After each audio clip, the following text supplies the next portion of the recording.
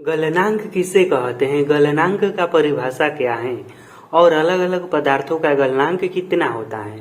तो सबसे पहले हम यह समझ लेते हैं कि आखिर गलनांक कहते किसे हैं, इसका परिभाषा क्या है।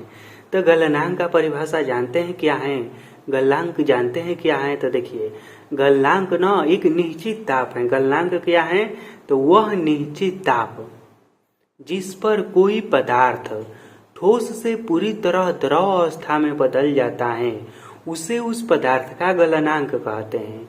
इसे और भी आसान भाषा में हम इस तरह से समझ सकते हैं, जानते हैं कैसे। देखिए गलनांक न एक निश्चित तापमान है जिस पर न कोई ठोस पदार्थ द्रव अवस्था में बदलना शुरू कर देता है। ठीक जैसे में देखिए जल जो है ना, यह 0 डिग्री सेल्सियस पर न बर्फ से जल में बदलना शुरू कर देगा।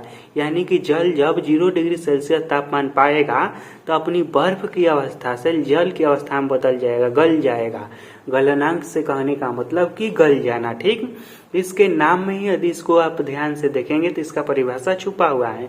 उसी तरह से जो लोहा है जिसे हम लोग हमेशा ठोस ही देखते हैं, यदि हम लोग लोहा को 1538 डिग्री सेल्सियस तक गर्म करेंगे ना तो यह भी ठोस से ना द्रव में बदलने लगेगा। क्या, तो लोहा को जब हम 1538 डिग्री सेल्सियस गर्म करेंगे तो लोहा भी ठोस से द्रव में बदलने लगेगा।